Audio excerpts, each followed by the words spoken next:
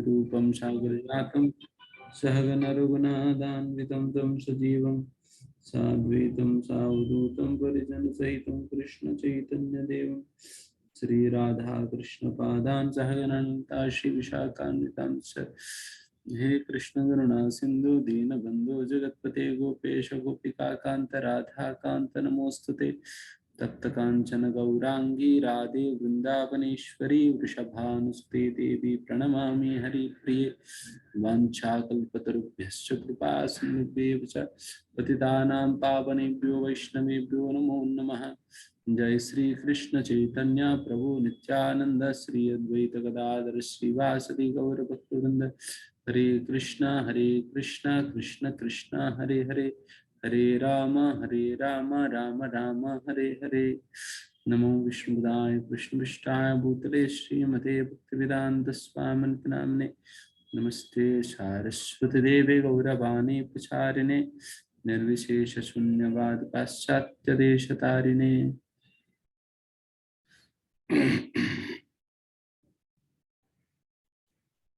जय श्री श्री राधा गोविंद।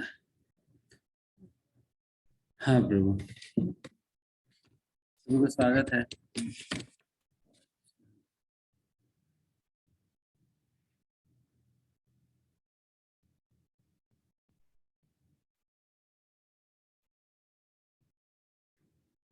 स्टार्ट कर सकते हैं। हरे कृष्णा प्रभु जी, एक बार मुझे होस्ट बनाना होगा प्रभु, तब शेयरिंग का ऑप्शन आएगा या फिर अच्छा मैं हूँ तो क्या? को होस्ट में आपको होस्ट है? यस प्रभु, मैं को होस्ट हूँ, बट एक राधानंद कृष्ण दास से जिसमें राधा गोविंद देव जी की फोटो आ रही है प्रभु, उसको आप अगर होस्ट बनाएंगे तो वहां से लैपटॉप से उनको शेयर हो भी पाएगा होस्ट प्रभु बना दिया जी।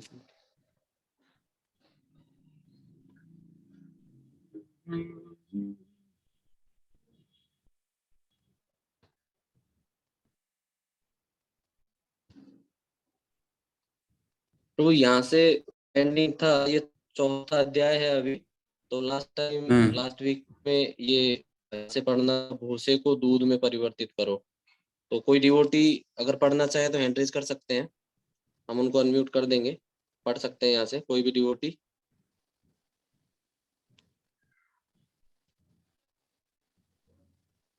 ओके मधु शर्मा माता जी, आप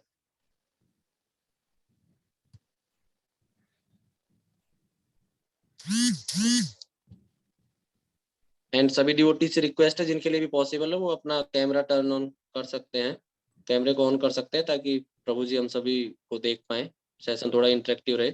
एंड मधु शर्मा माता जी, अभी आपको स्क्रीन पे दिखाई दे रहा होगा ये वाला पैराग्राफ, यहाँ से आप स्टार्ट कर सकती हैं माता जी। हरे कृष्णा। हरे कृष्ण प्रभु जी, शुरू करूँ?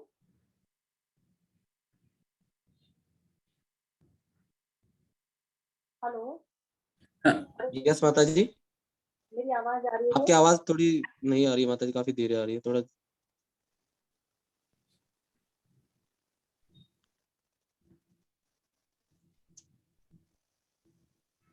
अभी आ रही है? यस माता जी, थोड़ा और लाउडली बोलने का ट्राई कर सकते हैं, या फिर अपना जो भी माइक है उसको पास में रख के और ये से स्टार्ट कर सकते हैं माता जी। भौतिकवादी कभी कभी ये तर्क देते हैं।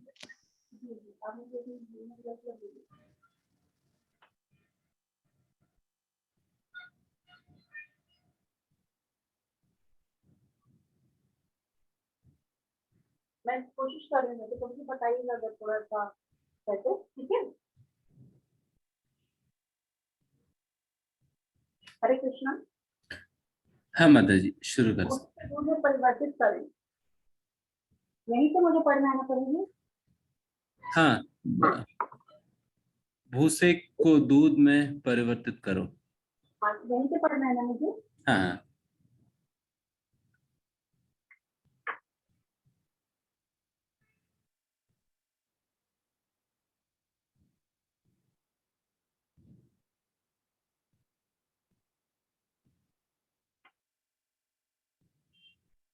दूसरे को दूध में परिवर्तित करो। बहुत स्वादिष्ट कभी कभी देते हैं कि जिस प्रकार गाय जो दूध पाती है तो वह स्वतः दूध देती है, वैसे ही भौतिक प्रकृति विभिन्न परिस्थितियों में नाना प्रकार के पुष्प आवाज अभी आ रही है जी? हाँ आ रहे माता जी।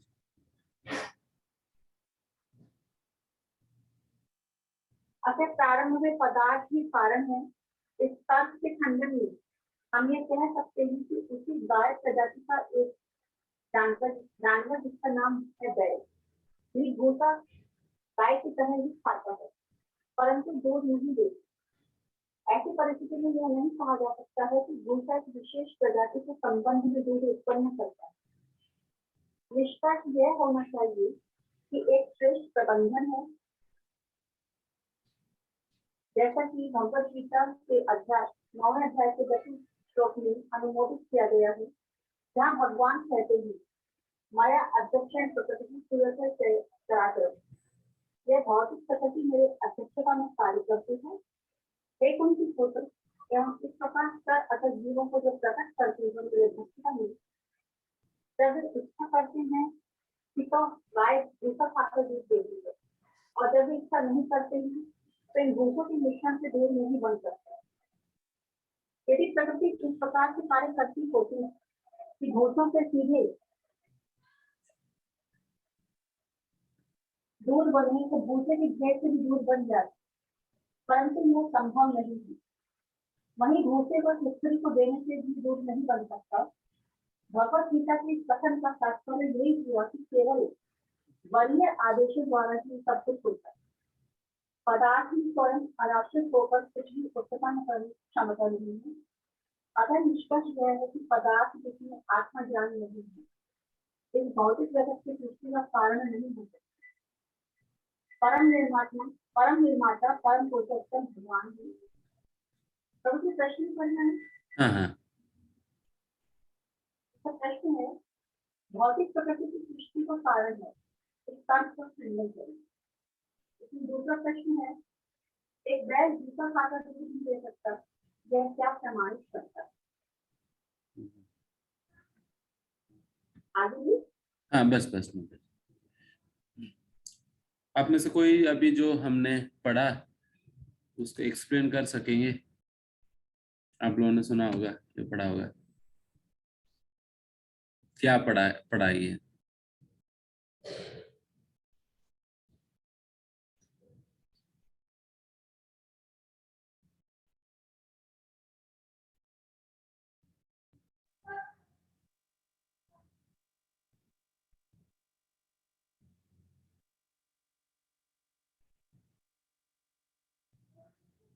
मैं कोशिश करूँ। हाँ मैं कोशिश करूँ। हाँ यस माता जी। इसमें ये बताने की कोशिश की गई है कि भूसे पदार्थ है, हालांकि वो दो लोगों की दो जगह को दिया जाता है, गाय को भी दिया जाता है और बैल को भी दिया जाता है। लेकिन उसी भूसे को खाने के बाद बैल से दूध की उम्मीद नहीं करते हैं, गाय से अपने भूसे खाने का दूध मिलता है। इसके अलावा अगर भूसे की प्रकृति दूध उत्पन्न करना होती तो जैसे भूसे का ढेर रखा रहता है उसमें से जब दूध मिलता, परंतु ऐसा नहीं होता है। तो यहाँ ये समझाने की कोशिश की जो कुछ होता है भगवान की वरीयता के आदेश के आधार पर ही होता है। Very good. मतलब ये वस्तु व्यक्ति की विशेषता नहीं है, भगवान की विशेषता है बेसिकली। भगवान उस प्रकार के सामर्थ्य गाय को दिए हैं जिसकी वजह से वो भूसा भी दूध के रूप में परिवर्तित हो रही है। जिस दिन भगवान वो क्षमता उपसंहार कर लेंगे फिर उस समय गाय भी दूध नहीं दे सकती, गाय भी दूध नहीं दे सकती। तो इस प्रकार से किसी भी व्यक्ति के अंदर, वस्तु के अंदर जो भी सामर्थ्य हमें दिखाई पड़ती है वो सारा सामर्थ्य भगवान का ही देन है, भगवान का ही देन है। कोई व्यक्ति का अपना स्वयं अर्जित कोई विशेष नहीं होता है, अर्जित कोई विशेष नहीं होता है। इसलिए ब्रह्म संहिता के अंतर्गत इस प्रकार से कहा जाता है भास्वान यताम स सकलेषु निजेषु तेजः स्वीयं कियत् प्रकटयति अपि तद्वतत्र ब्रह्मा येष जगदण्ड विधान कर्ता गोविंदमादि पुरुषम तमहं भजामि। भास्वान यताश्म सकलेषु निजेषु तेजः, मतलब जिस प्रकार से एक सूर्यकांति मणि जो होता है, उसके ऊपर जब सूर्य की किरणें पड़ती है, सूर्य की किरणें पड़ने के कारण वो सूर्यकांत मणि जो है बहुत ही चमकने लगती है, वो कांति को रिफ्लेक्ट करती है। तो उसी प्रकार से यहाँ पर ब्रह्मा जी कह रहे हैं, और ये सूर्य कांति मणि का अपना कोई कांति नहीं है, वो केवल सूर्य का कांति को रिफ्लेक्ट कर रही है, बस सूर्य की कांति को रिफ्लेक्ट कर रही है, वो अपना कोई कांति नहीं है। तो इसलिए जो कुछ भी कांति वो उससे निकलता हुआ दिखाई पड़ती है, वो सारा कुछ उधार लिया हुआ कांति है सूर्य से। उसी प्रकार से ब्रह्मा जी कहते हैं, ब्रह्मा येष जगदंड विधान करता गोविंद माधव। इसमें कह रहे हैं कि एक छोटा सा कीड़ा से लेकर ब्रह्मा जी मतलब मेरे तक, कोई भी व्यक्ति के अंदर किसी भी प्रकार की क्षमता लोगों को देखने के मिलता है, वो सारा कुछ और नहीं है, भगवान के ही सामर्थ्य का रिफ्लेक्शन है बस। भगवान सूर्य के समान है और हम सभी छोटे मोटे सूर्यकांति मणि के समान है। एंड हमारे अंदर जिस हद तक रिफ्लेक्ट करने की क्षमता है, उस हद तक हम रिफ्लेक्ट कर पाते हैं, नहीं तो फिर नहीं हो पाती है बस। तो इस प्रकार से उस प्रकृति के अंदर हो या कोई भी व्यक्ति के अंदर हो, ये विशेषता नहीं है, बल्कि ये केवल भगवान ही उस प्रकार के सामर्थ्य किसी को, व्यक्ति को या वस्तु को प्रदान करते हैं, एंड भगवान की शक्ति का रिफ्लेक्शन है। Nobody has an independent strength. यहाँ तक भी इस प्रकार से मानना भी अपराध होता है। यही दूसरा अपराध है, नाम अपराधों के अंतर्गत कहा जाता है। शिव ब्रह्मादि देवी देवताओं को भगवान से अभिन्न या उनसे स्वतंत्र समझना ये दूसरी अपराध है। उनसे स्वतंत्र समझना मतलब to accept or to believe that they exist independent of the Supreme Lord. इस प्रकार से मानना कि इन लोगों की अस्तित्व भगवान से स्वतंत्र होकर भी होता है करके, या इन लोगों की अस्तित्व भगवान के ऊपर निर्भर नहीं है करके ये मानना, ये अपराध है। इस प्रकार से मानना या नहीं तो इनकी ये जो भी शक्ति एग्जिबिट करते हैं, चाहे शिव जी हो, ब्रह्मा जी हो, जो भी शक्ति एग्जिबिट करते हैं, वो शक्ति वो अपनी है करके ये भी मानना, ये भी गलत ही है। वो शक्ति वो उनका नहीं है, बल्कि जिस प्रकार से यहाँ पर ब्रह्मा जी कह रहे हैं, ब्रह्मा एष जगदंड मतलब बासवान यथास्म सकलेषु निजेषु तेजः, ये सारा तेज, ये सारा सिंपली रिफ्लेक्शन है भगवान की शक्ति का बस। इस प्रकार से ब्रह्मा जी स्वयं एक्सेप्ट कर रहे हैं और कह भी रहे हैं। एंड इसलिए सृष्टि के अंतर, अगर सृष्टि भी जब ब्रह्मा जी करते हैं, ब्रह्मा जी सेकेंडरी क्रिएटर है, सेकेंडरी क्रिएशन करते, प्राइमरी क्रिएटर तो भगवान स्वयं है। इसलिए क्रिएशन के अंतर्गत भी हम वैसे सृष्टिकर्ता के रूप में ब्रह्मा जी को तो जानते हैं, बट ब्रह्मा जी स्वयं वो प्राइमरी क्रिएटर नहीं है, प्रधान सृष्टिकर्ता नहीं। प्रधान सृष्टिकर्ता तो भगवान स्वयं है और सेकेंडरी क्रिएटर है ब्रह्मा जी। उसी प्रकार से अगर संहार की कार्य भी देखे, उसमें भी हमें लगता है कि शिव जी ही संहार की कार्य कर रहे हैं, नहीं, प्रधान संहारण करता भी वो भी भगवान ही है, क्योंकि अनंत शेष के रूप में भगवान संहारण में भाग लेते हैं। अनंत शेष के फनों से ज्वाला की अग्नि निकलता है, जिससे फिर वो सारा कुछ जलने लगता है, सारा प्रलय वगैरह शुरू होता है वहां से, है ना। तो उस प्रकार से भगवान चाहे सृष्टि में हो, संहार में हो, ब्रह्मा जी और शिव जी उन चीजों को, उन जिम्मेदारियों को लेने के बाद भी प्राइमरी एक्टर जो है वो भगवान स्वयं ही होते हैं, एंड मेंटेनेंस तो भगवान कर ही रहे हैं। तो इस प्रकार से सृष्टि, पालन, संहार में भगवान का योगदान है। तो इसलिए इन सारे बातों से हमें यही बात समझना चाहिए कि whatever ability a person can exhibit, it is simply a reflection of the strength and energy and ability of the supreme Lord, भगवान का ही क्षमता का एक केवल रिफ्लेक्शन है, बाकी सभी के अंदर कोई भी क्षमता दिखाई पड़ती है। इसलिए अगर कोई बहुत ही बुद्धिमान विद्वान व्यक्ति दिखाई पड़ते हैं, फिर उनको देखकर हमें यही बात समझना चाहिए कि ये भगवान का ही शक्ति का रिफ्लेक्शन है ना। ठीक है, देन फिर नेक्स्ट पढ़िएगा।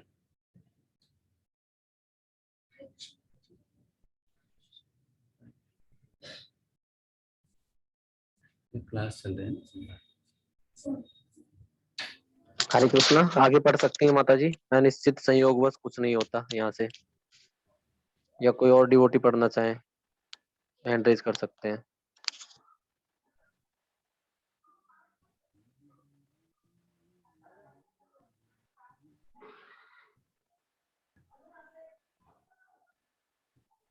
Yes please. कनिका माता जी। हरे कृष्णा प्रभु जी। हरे कृष्ण। अनिश्चित संयोगवश कुछ नहीं होता। 28 संयोग का कोई प्रश्न ही नहीं उठता। संयोग जैसी कोई चीज ही नहीं होती। ये विचार ही मूर्खतापूर्ण है। हर चीज जैसे ये एक फूल है, इसके बनाने के अनेकों स्तर हैं। यदि आप ऐसा एक फूल तैयार करना चाहते हैं, आपको अनेकों वस्तुओं की जरूरत पड़ेगी। रंग बनाने की सामग्री, कागज, ब्रश आदि। तब भी आप ऐसा नहीं बना पाएंगे।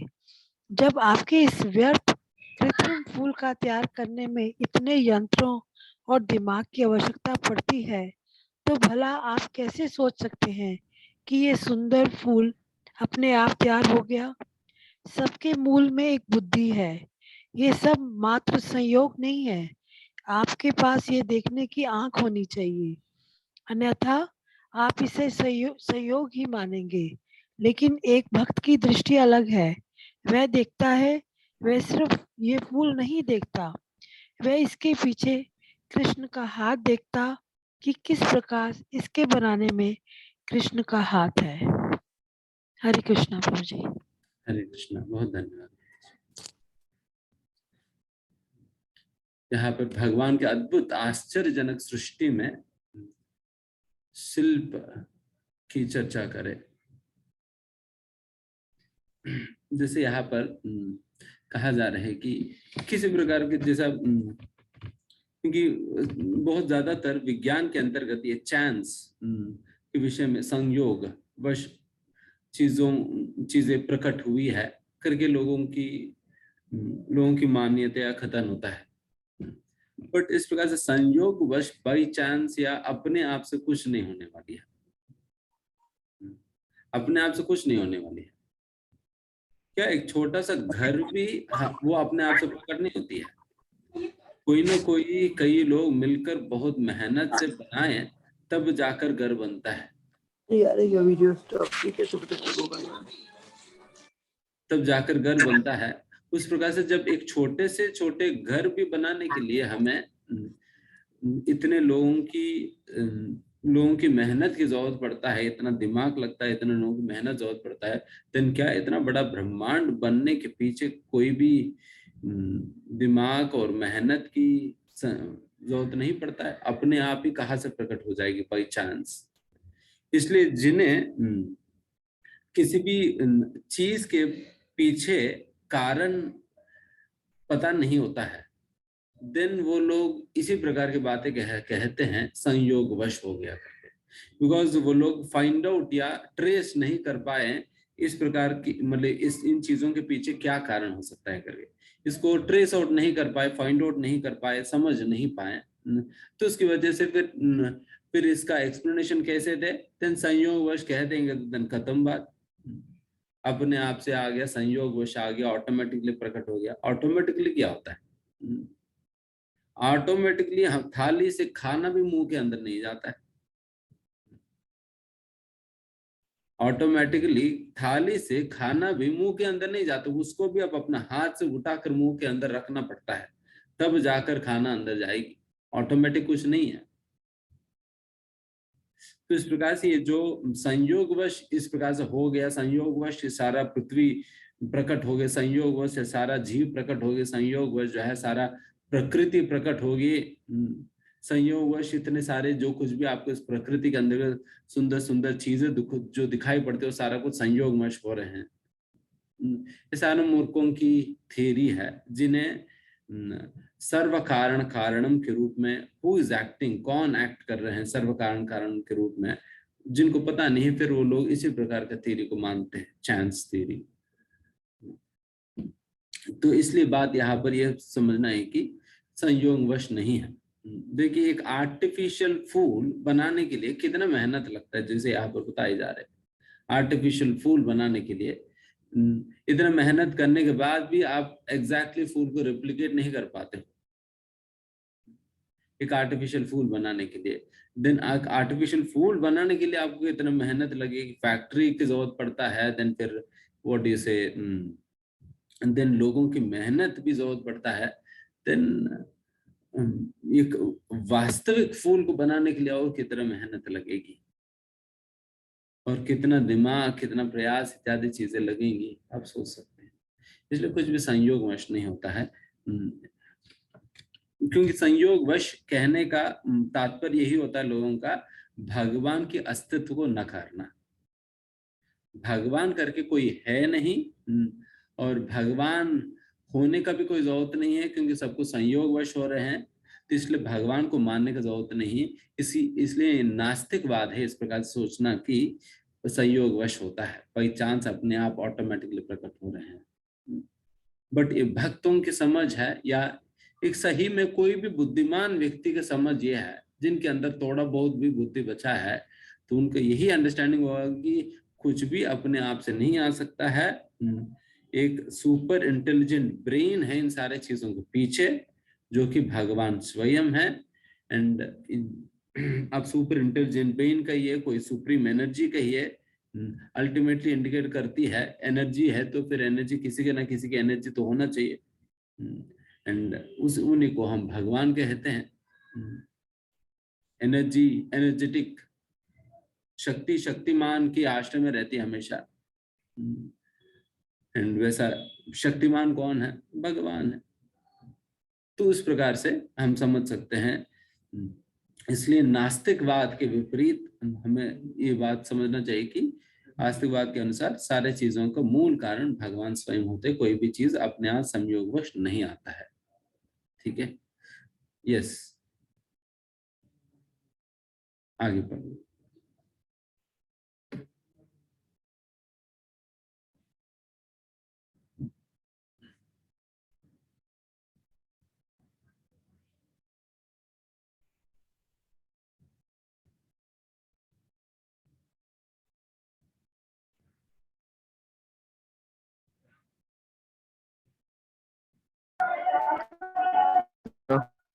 आप कुसुम दावर माता जी आप पढ़ सकते हैं।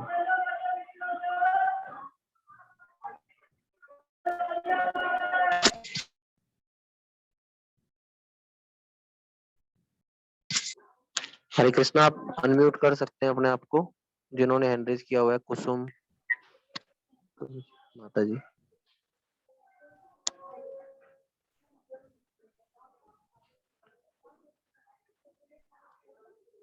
शायद वो नहीं कर पा रहे प्रभु, आई थिंक फिर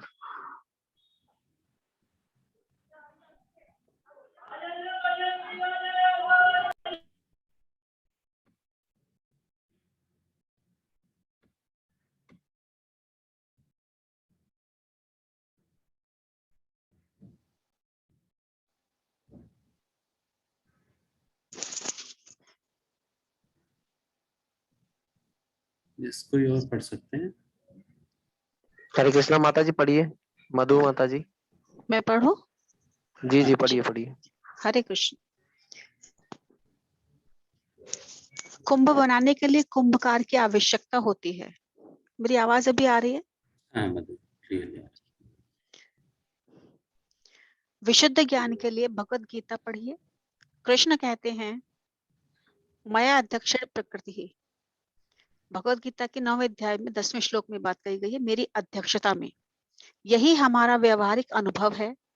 मान लीजिए हमें एक टेबल बनाना है, उसके लिए बनाने का कच्चा माल काठ हमारे पास है, लेकिन वह काठ अपने आप तो टेबल नहीं बन सकता।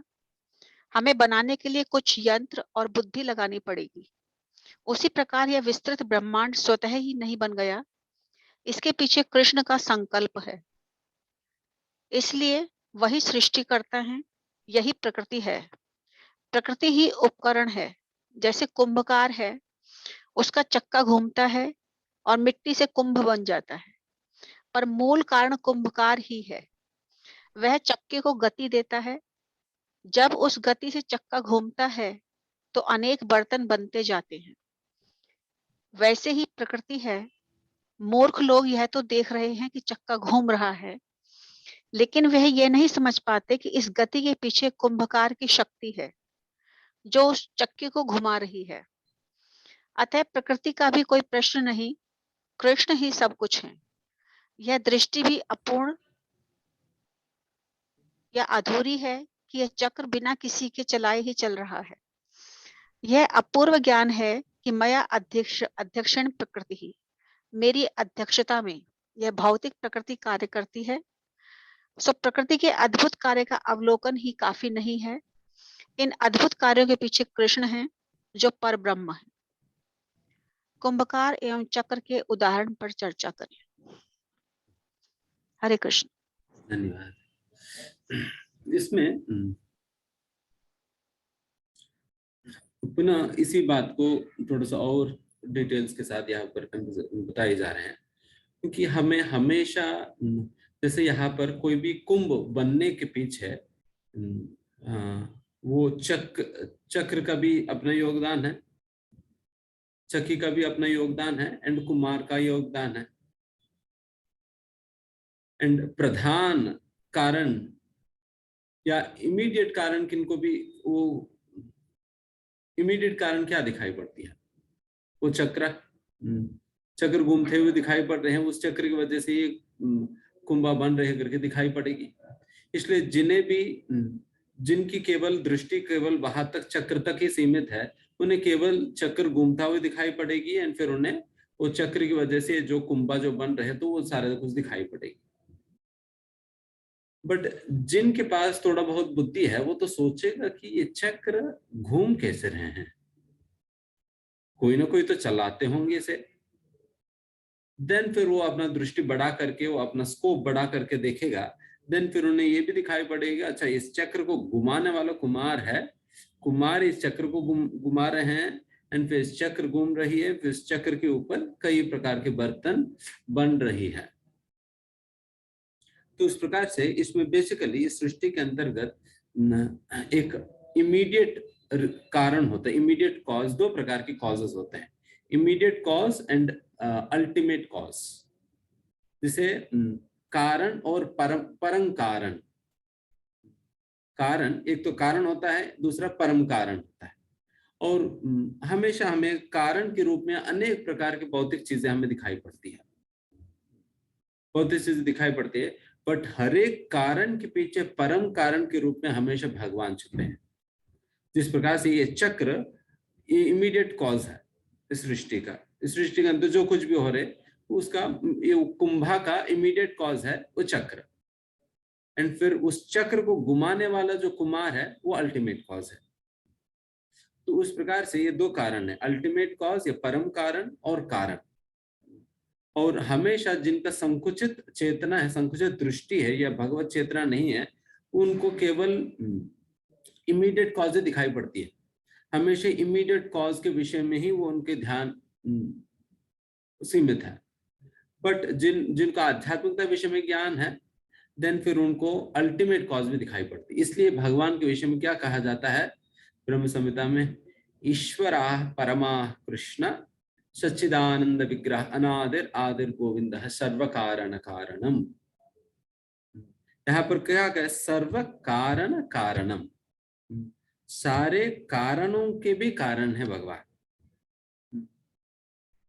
सारे कारणों के कारण है भगवान। इस प्रकार से हम भगवान के हाथ को हर कार्य के पीछे हमें समझना चाहिए। हर कार्य के पीछे हमें भगवान के हाथ को हमें समझना चाहिए, बिकॉज भगवान हर कार्य के पीछे परम कारण के रूप में छुपे हुए हैं। ऑल्दो हमें जैसे बिल्डिंग बनाते वक्त, बिल्डिंग बनाने के लिए कोई हमें लगता है कि किसने बिल्डिंग बनाया, देन फिर इमीडिएटली कहेंगे कि अरे ये इंजीनियर नहीं, ये आर्किटेक्ट ने बनाया सारा बिल्डिंग, बहुत सुंदर बनाया। ठीक है, आर्किटेक्ट ने बनाया बिल्डिंग और मेस्त्री जो भी होते हैं तो उन सभी लोग मिलकर बनाए थे। बट इन सभी लोगों को, जैसा हमने पहले कहा था, किसी के अंदर कोई भी सामर्थ्य कौन देते हैं? भगवान दे रहे हैं। भगवान दे रहे हैं सामर्थ्य। तो उस व्यक्ति को उस प्रकार से बिल्डिंग के डिजाइन बनाने की बुद्धि भी भगवान दे रहे हैं और सामर्थ्य भगवान दे रहे हैं, किसी को कोई भी कार्य करने का सामर्थ्य। और साथ ही साथ उस बिल्डिंग बनाने के लिए जो कुछ भी आपको मूडी पदार्थ, जो एलिमेंट्स की जरूरत पड़ता है, रेती हो, पानी हो, सीमेंट हो, सारा कुछ कौन बना रहे हैं? कोई फैक्ट्री बना रहे हैं? वो तो सारा तो भगवान ही तो देंगे। सारा भगवान का ही है और सारा भगवान को उपयोग करके लोग अपना व्यापार करके फिर अपना कहने लगते हैं। तो इसलिए फिर बिल्डिंग किनकी है और बनाए किसने? फिर तो भगवान का ही होगा ना। तो एग्जैक्टली उसी प्रकार से अगर मान लो आप किसी कारपेंटर को आपने हायर किया और उनको सारे आपने लकड़ी वगैरह आपने दे दिया, सारा मूडी पदार्थ दे दिया आपने, और उन्होंने बहुत सुंदर सा फर्नीचर, टेबल चेयर वगैरह बनाया, टेबल चेयर बनाकर खुद उठाकर ले जा रहे, दिन आप क्या कहेंगे? ले कहा जा रहे हैं, इशारा तो मेरी है ना। तो कहे अरे मैंने बनाया ना, ये मेरी है। तो आप कहेंगे अरे इशारा बनाने के लिए किसने दिया? तो मैंने दिया ना, लकड़ी कहाँ से ले आए तुमने? लकड़ी किन्होंने दी? लकड़ी मेरी है ना। तो लकड़ी जिनकी है उन्हीं का तो होगा। तो उसी प्रकार से जिनकी रेती है, जिनकी पानी है, जिनकी सीमेंट है, जिनकी ईंट है, उन्हीं का तो होगा वो। और जिनकी बुद्धि है, जिनकी सामर्थ्य है, उन्हीं का तो होगा। तो उस प्रकार से हर चीज के पीछे सर्व कारणों के कारण के रूप में भगवान है। एंड हमें इसलिए उस संकुचित दृष्टि से हमें विकसित दृष्टि पे आना होगा। इसलिए ब्राह्मण और कृपण, इसमें यही डिफरेंस है। कृपण मतलब बहुत संकुचित चेतना है, संकुचित धारणा होती है उनको दृष्टि केवल एक ही केवल इमीडिएट कॉज या सिंपल कारण तक ही सीमित रहता है। बट ब्राह्मण मतलब उनकी दृष्टि जो है बहुत विकसित होता है, वो परम कारण को भी देख पाते हैं, हर कारण के पीछे कारण को देख पाते हैं, हर कार्य के पीछे भगवान की हाथ कैसे छिपा है तो वो समझ पाते हैं। तो उस प्रकार के ब्राह्मण हर किसी को बनना चाहिए, चाहे कोई भी परिवार में, किसी प्रकार के परिवार में हमने जन्म लिया भी क्यों ना हो, हमें उस प्रकार के ब्राह्मण बनना चाहिए जिसमें इस प्रकार की विकसित चेतना है, जिसमें हम हर कार्य के पीछे भगवान के हाथ को परम कारण के रूप में हम समझ सकेंगे।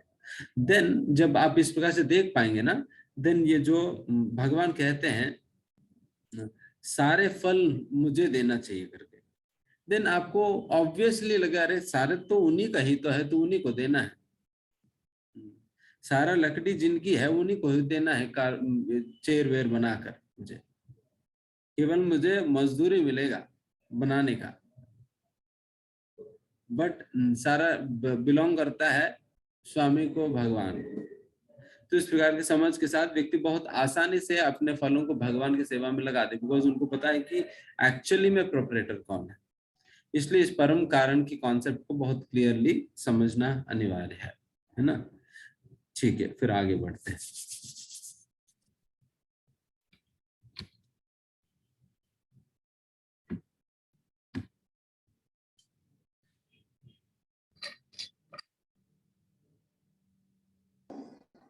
हरे कृष्णा प्रभु जी, 4th चैप्टर कंप्लीट हो गया है, तो अभी ये 5th चैप्टर का यहाँ से जब से शुरू करना है या फिर प्रभु ऊपर जो ये मंगलाचरण और यहाँ से करना है प्रभु?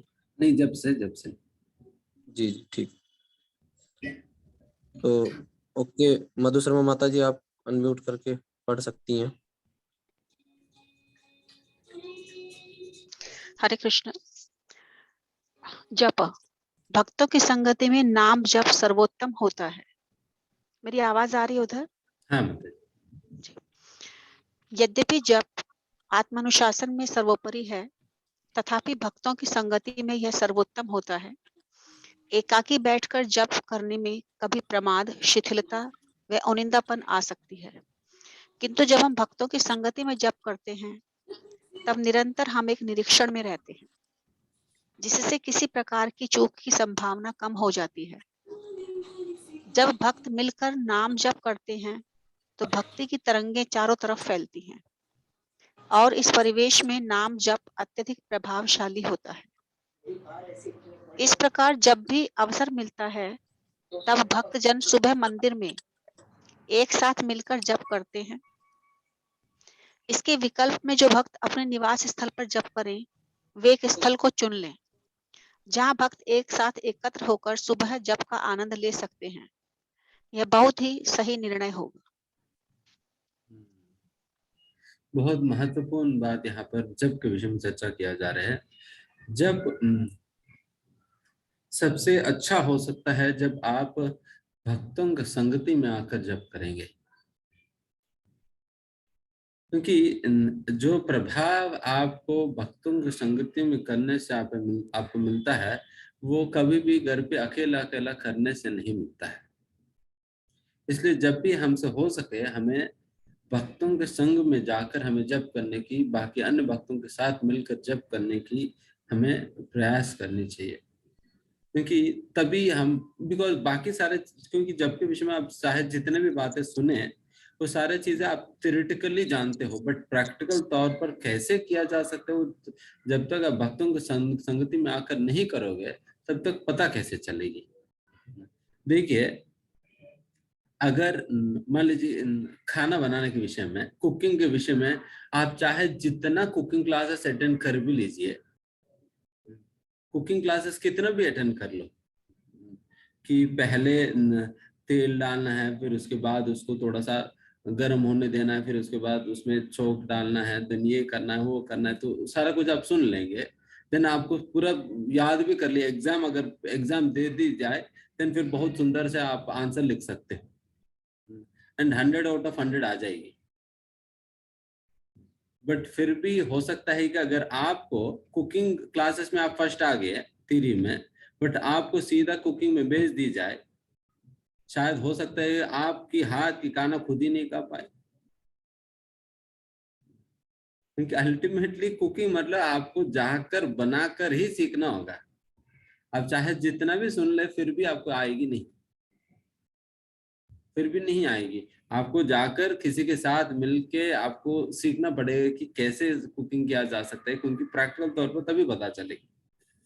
उसी प्रकार से हम जप के विषय में भी तभी हमें इन सारे बातों की ज्ञात होगा जब हम इस प्रकार से भक्तों के साथ मिलकर आप जप करोगे, देन प्रैक्टिकल तौर पर जब आप देखेंगे किस प्रकार से है क्या है, देन फिर आप खुद आपके अंदर भी वो प्रेरणा हमेशा आएगी।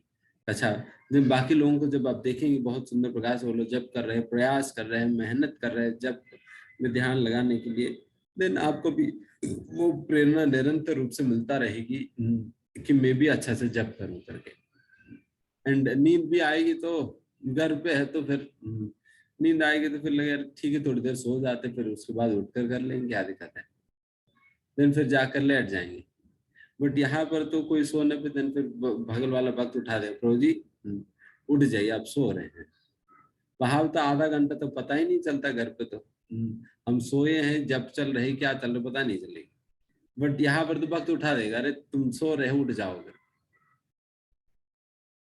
तो इस प्रकार से ये सारे फायदे हैं। इसलिए जब भी हो सके हम भक्तों के साथ हमें जप करनी चाहिए। एंड अगर आपके घर के आसपास में कोई भक्त है उनके साथ मिलकर आप जप करने की एक प्लान बना सकते हैं आप लोग आपस में। ठीक है, आप पता कर सकते कौन आपके आसपास में भक्त है, तो उनके घर पे कभी आप चले गया, आप उनको आप अपने घर पे कभी आपने इन्वाइट कर लिया। तो इस प्रकार से केवल जप तो करना ही है, उनको भी अपने घर पे करना है, आपको भी अपने घर पे करना है। केवल इतना मेहनत करनी है कि कभी आप उनके घर पे जाकर जप कर लीजिए, कभी उनको आप अपने घर पे बुला कर जप कर लीजिए। एंड कम से कम हफ्ते में एक दिन आप लोग प्रयास करिए कि मंदिर में आकर जप करें भक्तों के साथ। फिर यहाँ पर वाइब्रेशन ही अलग होता है।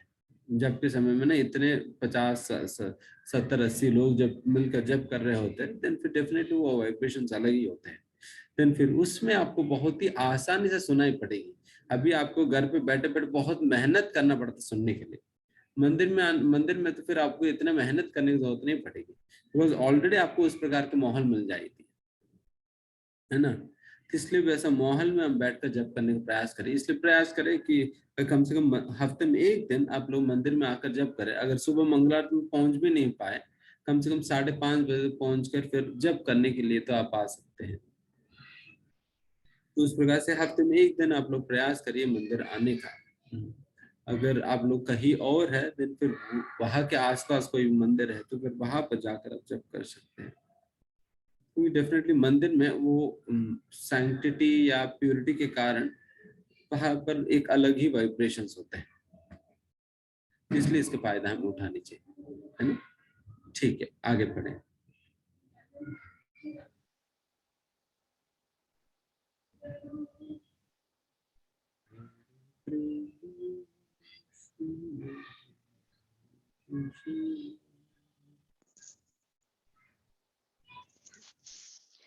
हरे कृष्णा माता जी पढ़िए, आप पढ़ सकते जी। हैं अगर आगे तो। जी। चर्चा का विषय वेदों में विश्वास, ज्ञान प्राप्त करने के भिन्न तरीके। ईशोपनिषद परिचय श्रील प्रभुपाद। वेद क्या है? संस्कृत में वेद की मूल धातु विद की व्याख्या कई प्रकार से की जा सकती है, लेकिन अंततः उद्देश्य एक ही है। वेद का अर्थ है ज्ञान। कोई भी ज्ञान जिसे आप स्वीकार करते हैं वेद है, क्योंकि वेदों की शिक्षाएं मूल ज्ञान है। बद्ध अवस्था में हमारे ज्ञान में अनेक अपूर्णताएं रहती हैं। बद्ध आत्मा तथा मुक्त आत्मा में यही अंतर है कि बद्ध आत्मा में 4 प्रकार के दोष पाए जाते हैं। पहला दोष यह है कि वह त्रुटियां करता ही है। उदाहरणार्थ, हमारे देश में महात्मा गांधी अत्यंत महान पुरुष माने जाते थे, लेकिन उन्होंने अनेक त्रुटियां की। यहाँ तक कि अपने जीवन की अंतिम अवस्था में उनके सहायक ने उन्हें सावधान किया था, गांधी जी आप नई दिल्ली की सभा में न जाएं। मेरे कुछ मित्र हैं और मैंने उनसे सुना है कि वहां खतरा है। किंतु उन्होंने एक न सुनी।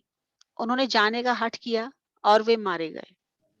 महात्मा गांधी तथा राष्ट्रपति कैनेडी जैसे महान व्यक्ति भी, न जाने कितने ऐसे लोग हैं, त्रुटियां करते हैं। त्रुटि करना मनुष्य का स्वभाव है। यह बद्ध आत्मा का एक दोष है।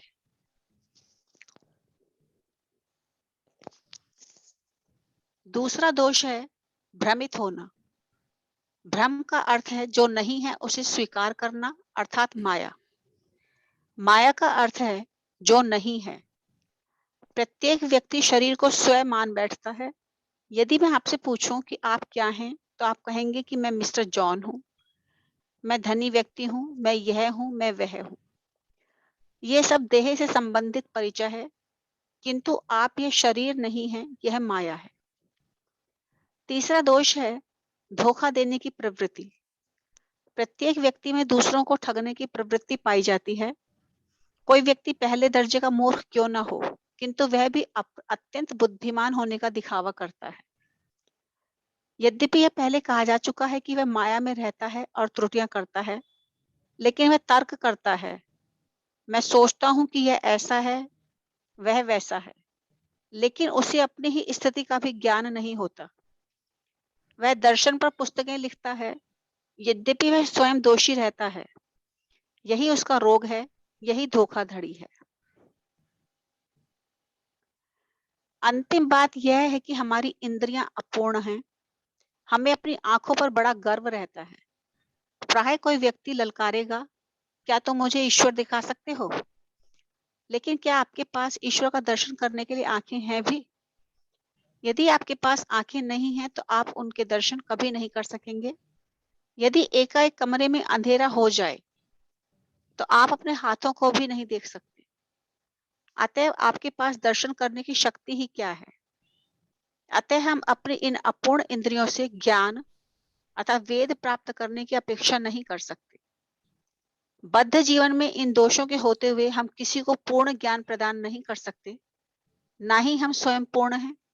अतः हम वेदों के यथारूप में स्वीकार करते हैं।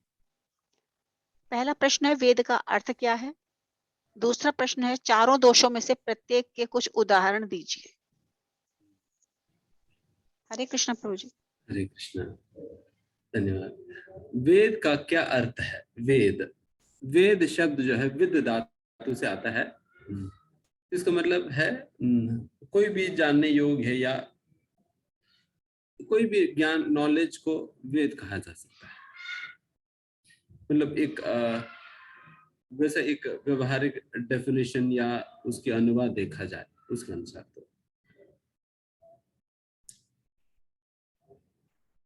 तो उस प्रकार से वेद शब्द के अर्थ है। एंड दूसरा यहाँ पर बताए जा रहे हैं कि कोई भी शास्त्र या कोई भी पुस्तक अगर कोई भी साधारण व्यक्ति जब लिखता है तो उस पुस्तक के अंतर्गत जो भी बातें कही जाती हैं उनके अंदर वो बातें जो है वो पूर्ण नहीं हो सकता कभी भी, क्योंकि वो बातें वो चार दोषों से प्रभावित है कि हर कोई व्यक्ति जो भी अपने अपने ओपिनियंस को प्रेजेंट करते हैं ये चार दोषों से पूर्ण है। जो चार दोष यहाँ पर कहा जा रहे हैं, जैसा आप सुनते ही हो कि टू एयर इज ह्यूमन, गलतियां करना ये सहज है, स्वाभाविक एक मनुष्य के लिए, कोई भी मनुष्य जो है गलतियां करेगा ही। तो इस प्रकार से जिस मनुष्य के अंतर्गत ये चार दोष है वो कभी भी पूर्ण ज्ञान दे ही नहीं सकते हैं, दे ही नहीं सकते, ये संभव ही नहीं है। तो यही बात यहाँ पर कहा जा रहे हैं। तो इसलिए शास्त्रों के अंतर्गत जो बातें कही गई हैं वो सारे बातें ऐसा चार दोषों से पूर्ण व्यक्ति के द्वारा नहीं कही गई हैं, बल्कि ये बातें जो है भगवान स्वयं कहा है, जिनके अंदर चार दोष नहीं पाया जाता है। इसलिए भगवान ही एक ऐसा व्यक्ति है जो कि पूर्ण ज्ञान हमें दे सकते हैं, अन्य कोई नहीं दे सकते हैं। अन्य कोई अगर देने का प्रयास भी करे, उनकी ज्ञान के द्वारा उनके द्वारा दी गई ज्ञान बातें जो है वो इन चार दोषों से प्रभावित होगा ही होगा। तो ये चार दोष क्या क्या है यहाँ पर चर्चा किया जा रहे हैं। एक तो अपूर्ण इंद्रिया। अपूर्ण इंद्रिया मतलब हमारा आंखों की क्षमता सीमित है, हमारा आंखों की देखने की क्षमता सीमित है। उसी प्रकार से हमारा कानों के सुनने की क्षमता सीमित है। उसी प्रकार से हमारा नासिका को सुगंध लेने की क्षमता सीमित है। तो ये सारा सीमित, मतलब इस असीमित नहीं है। ऐसा नहीं कि आप किसी भी चीज को देख सकते हो, ऐसा तो नहीं है। जैसे इवन साइंस के अंतर्गत भी ये बिल्कुल स्वीकार किया जाता है कि आंखों की क्षमता सीमित ही होता है। इसलिए साइंस के अंतर्गत भी एक विजिबल रेंज होता है, वेवलेंथ में एक विजिबल रेंज होता है। एंड उस विजिबल रेंज के अंतर्गत जो कांति के तरंगे होती है, उन्हीं ही तरंगों को हम देख पाते हैं। बाकी तरंगों को हम देख ही नहीं पाएंगे, वो है बट फिर भी हम देख नहीं पाएंगे। उस प्रकार की स्थिति अपनी वो है, होने के बावजूद भी हम देख नहीं पाएंगे। उस प्रकार की क्षमता है अपनी। और जिस प्रकार से यहाँ पर ये भी उदाहरण दिया ही जा रहे हैं, जिस प्रकार से एक अंधेरा कमरे में हम अपने हाथ खुद ही नहीं देख पाते हैं। हमारे आंखें निर्भर है सूर्य पे, रोशनी पे। जब तक रोशनी नहीं होगा तब तक हम देख नहीं पाएंगे। इसलिए कोई भी इंद्रिय काम करने के लिए उसके अंतर्गत 5 चीजों की योगदान होता है। 5 चीजों की योगदान होता है। जब तक ये पांचों चीजें साथ में नहीं आएंगी तब तक वो इंद्रिया अपनी कार्य नहीं कर सकती है, जैसे मतलब मुझे एग्जैक्टली याद नहीं, बट फिर भी जैसे उदाहरण के लिए हमारा आंखें एक एपरेटस की तरह है। तो जब भी आपको देखना है तो एक तो आंखें चाहिए, और इतना ही पर्याप्त नहीं है, आपको उस आंखों की जो देवता होते हैं, हर इंद्रिया का अपना प्रिसाइडिंग डीटी, अपना देवता होते हैं। तो उस प्रकार से आंखें भी किसी न किसी देवता के नियंत्रण में रहते हैं। तो उस देवता का भी योगदान जरूरत पड़ता है। एंड तीसरा सूर्य भी, अगर सूर्य या प्रकाश, सूर्य जो कुछ भी इस सृष्टि के अंदर जो भी कांति आप देखते हो तो सूर्य का ही प्रकाश का ही रिफ्लेक्शन है। तो इस प्रकार से सूर्य का भी योगदान चाहिए। सूर्य का अगर प्रकाश ही नहीं तो आप देख क्या पाओगे। आंखें भी है, देवता भी है, बट सूर्य की योगदान नहीं है, देन कुछ नहीं दिखाई देगी। आंखें होने के बाद भी हमें अंधकार में कुछ नहीं दिखाई पड़ती है ना। उसी प्रकार से आंखें को अपना काम करने के लिए सूर्य का भी योगदान चाहिए। एंड उसी प्रकार से हमारा सूक्ष्म इंद्रिया भी होता है। जैसा कि कोई भी एपरेटस का हार्डवेयर होता है और सॉफ्टवेयर होता है। हार्डवेयर जो है, जो हार्डवेयर जो हम देख पा रहे हैं, जो बिल्कुल एपरेटस है, बट उसके अंदर जो सॉफ्टवेयर है वो सूक्ष्म आंखें होती है। तो उस सूक्ष्म आंकों का भी संयोग चाहिए। एंड फिर अल्टीमेटली शायद परमात्मा का भी कुछ योग होता है। तो इस प्रकार से इन पांचों की जब योगदान जब साथ में आता है, तब जाकर आपको दिखाई पड़ेगी। अगर उनमें से कोई भी अगर अपना हाथ खड़ा कर देंगे या वो अपना कार्य नहीं करेंगे, देन आंखें होने के बाद भी देख नहीं पाएंगे आप। तो इस प्रकार से सारी ही चीजों की योगदान जरूरत पड़ता है। एंड इसलिए उस प्रकार से हमारा अंकों की फंक्शनलिटी डिपेंडेंट है, निर्भर है किसी भी चीज पे। इस हमारा अंकों की क्षमता इस प्रकार सीमित है। बेसिकली पॉइंट ये है। तो इसी प्रकार से हमारा कानों को भी क्षमता सीमित है। हम केवल एक ऑडिबल रेंज के अंतर्गत फ्रीक्वेंसीज को ही हम सुन पाते हैं। कई ऐसे आवाजें होती है जो कि हम सुन नहीं पाते हैं। जैसे उदाहरण के लिए आप रात के समय जो घूमते हैं ना, वो क्या कहते हैं, बैट, उसको क्या कहते हैं, चमगादड़ बोलते हैं। हाँ, तो ये जो बैट्स है वो वैसा, जब उनको आंखें होती नहीं है, वो तो आवाज करके ही अपना दिशा का निर्देशन करती है, आवाज करती है। बट वो आवाज, उनकी फ्रीक्वेंसी इतना हाई फ्रीक्वेंसी होता है कि हमारा ऑडिबल रेंज की बाहर है। उसकी वजह से हमें सुना ही नहीं पड़ती है, हमें सुना ही नहीं पड़ती। बट वो आवाज कर रही है बेचारे, बट हमें सुना ही नहीं पड़ती। उसी प्रकार से एक विजल होता है, डॉग्स विजल कहते हैं। डॉग्स, जैसे पुलिस के पास विजल रहता है ना, तो उसी प्रकार से डॉग विजल करके एक विजल होता है। वो विजल जब आप फूकेंगे, देन आवाज आता है, एंड वो आवाज सुनकर सारे कुत्ते आ जाएंगे, गली में सारे कुत्ते आ जाएंगे, बट आपको कुछ सुनाई नहीं देगी, आपको कुछ सुनाई नहीं देगी। बट गली कुत्तों को सुनाई पड़ता है, क्योंकि कुत्तों की क्षमता है वो सुनने के लिए, बट हमारी क्षमता नहीं वो सुनने के लिए।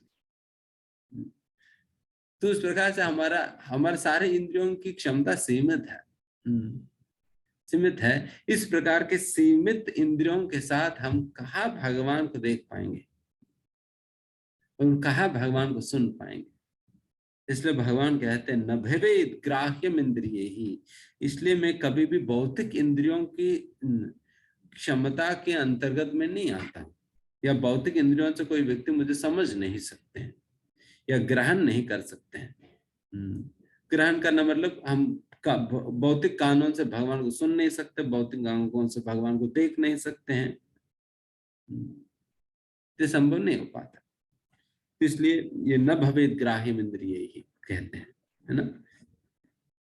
तो उस प्रकार से हमारा इंद्रिया सीमित है, एक दोष है ये।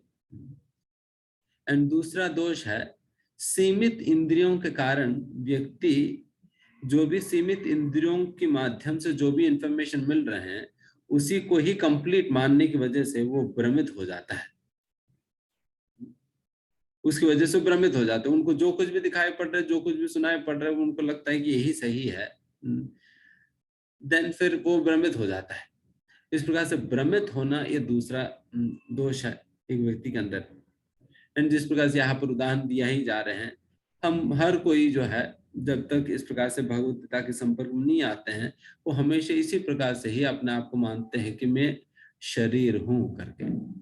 ऑल्दो कई लोग वैसा थियोरेटिकली लोग कहते तो है कि हम शरीर नहीं मैं आत्मा है, जब आप पूछे देन वो कहेगा मैं शरीर नहीं मैं आत्मा करके कह देंगे। बट असलियत में क्या है कि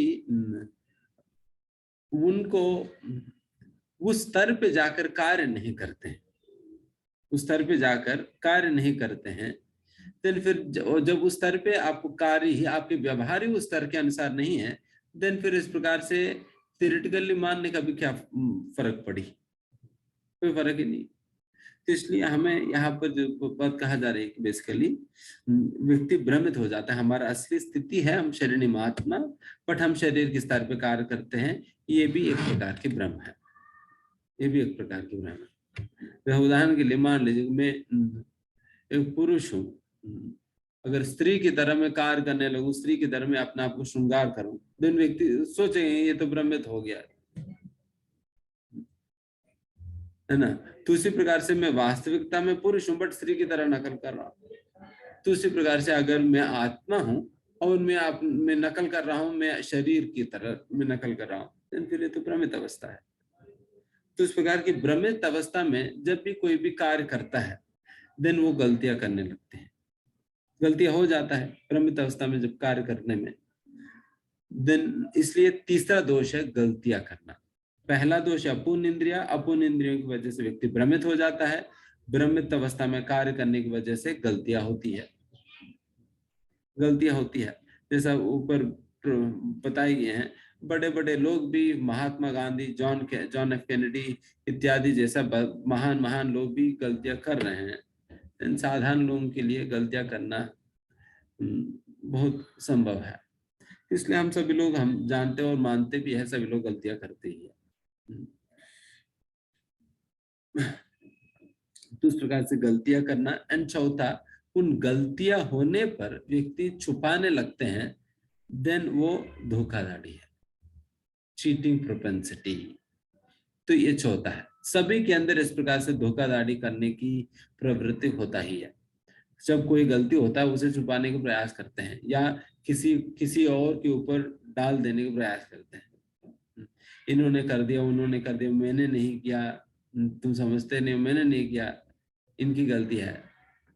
तो इस प्रकार से ये सारा धोखाधड़ी है, अपनी गलती को स्वीकार नहीं करेगा। तो ये चारों चीज जो है हर एक मनुष्य के अंतर्गत दिखाई पड़ती, क्योंकि चारों इनबिल्ट है इस व्यक्ति में, इनबिल्ट है। केवल भगवान ही ऐसा व्यक्ति है जिनके अंदर ये चार दोष दिखाई नहीं पड़ती है। एंड जो भी व्यक्ति, हमेशा जो व्यक्ति अपने आप को भगवान के संपर्क में रखते हैं, उनके अंदर भी चार दोष नहीं होगा। एक तो भगवान में तो है ही नहीं, एंड भगवान के साथ जो कॉन्स्टेंटली टच में रहते हैं, उनके अंदर भी चार दोष नहीं रहेगा। जैसा कि सूर्य में कोई अंधकार होता है क्या? सूर्य में कोई अंधकार ही नहीं होता है। उसी प्रकार से भगवान में चार दोष नहीं होते, दोष ही नहीं होता है। एंड अगर उसी सूर्य की संपर्क में मैं रहूं हमेशा, या सूर्य ग्रह पे मैं पहुंच जाऊं, क्या वहां पर मुझे कोई अंधकार देखने के लिए मिलेगी? नहीं मिलेगी। और तो मैं सक्षम तो नहीं हूं, मेरे पास कोई प्रकाश तो नहीं उतना, बट मैं सूर्य जिनके पास प्रकाश है उतना मात्रा में, उनके पास मैं पहुंच गया, इसलिए मुझे भी कोई अंधकार को देखने की जरूरत नहीं पड़ता। उसी प्रकार से जिन्होंने सूर्य का आश्रय ले लिया, उनको अंधकार से दूर रहता है। उसी प्रकार से जिन्होंने भगवान के आश्रय ले लिया, जिस प्रकार से भगवान दोषों से रहित है, वो भी दोषों से रहित हो जाता है भगवान की वजह से। तो इस प्रकार से ये चारों चीजों के विषय में यहाँ पर वर्णन है। तो ये चार चीज सभी लोगों को याद रखनी चाहिए। एक तो अपूर्ण इंद्रिया, दूसरा अपूर्ण इंद्रियों की वजह से भ्रमित होना, भ्रमित अवस्था में कार्य करने से गलतियां, और गलतियों को छुपाने के लिए धोखाधड़ी। चार है, ये चार दोष हर एक मनुष्य में होता है।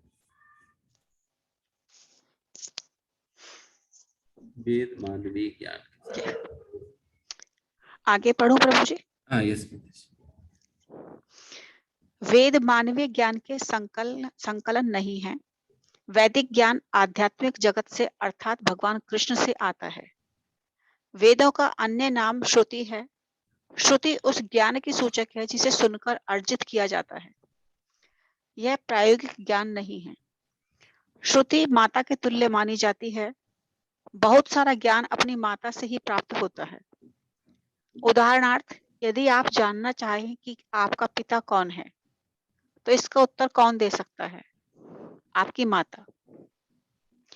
यदि माता कहती है, ये रहे तुम्हारे पिता, तो तुम्हें स्वीकार करना पड़ता है। प्रयोग करके यह ज्ञात कर पाना कि वह आपका पिता है कि नहीं संभव नहीं है।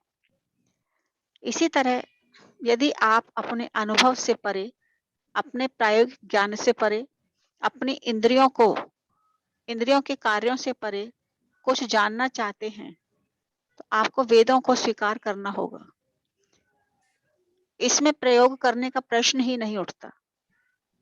उसका प्रयोग पहले ही हो चुका है, यह निश्चित हो चुका है। उदाहरणार्थ, माता के कथन को सत्य मानना होता है, इसके लिए कोई अन्य उपाय नहीं है। प्रारंभ में प्रथम जीव ब्रह्मा जी ही थे। उन्होंने यह वैदिक ज्ञान प्राप्त किया और इसे नारद तथा अन्य शिष्यों और पुत्रों को प्रदान किया, जिन्होंने इसे अपने अपने शिष्यों में वितरित किया। इस प्रकार वैदिक ज्ञान गुरु शिष्य परंपरा द्वारा आगे चलता आता है। भगवत गीता में भी इसकी पुष्टि की गई है कि वैदिक ज्ञान इसी विधि से समझा जाता है। यदि आप प्रयोगात्मक प्रयास करें तो भी आप इसी निष्कर्ष पर पहुंचेंगे, लेकिन समय की बचत करने की दृष्टि से आपको इसे स्वीकार कर लेना चाहिए। इसका प्रश्न है, माता से ज्ञान प्राप्ति से आप क्या समझते हैं? गुरु शिष्य परंपरा से आप क्या समझते हैं? बहुत ही महत्वपूर्ण मतलब यहाँ पर कॉन्सेप्ट है, ये से ध्यान से समझने का प्रयास करनी चाहिए। देखिए, कई बार कई लोग पूछते हैं कि प्रभु हम कैसे विश्वास करें, शास्त्र में बताई गई बातों को सत्य के रूप में कैसे स्वीकार करें?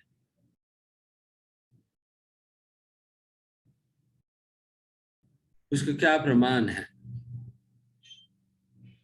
क्या प्रमाण है? किस प्रमाण के आधार पर हम शास्त्रों की बातों को सत्य के रूप में स्वीकार कर सकते हैं? तो ये बात कई बार कई लोग पूछते हैं। इसका उत्तर जो है हमें इस सेक्शन के माध्यम से मिलता है। देखिए, हमें बात यह है कि हम हर अभी भी सुनाई दे रहे सभी को? जी, सुनाई दे रहा है प्रभु जी। ओके।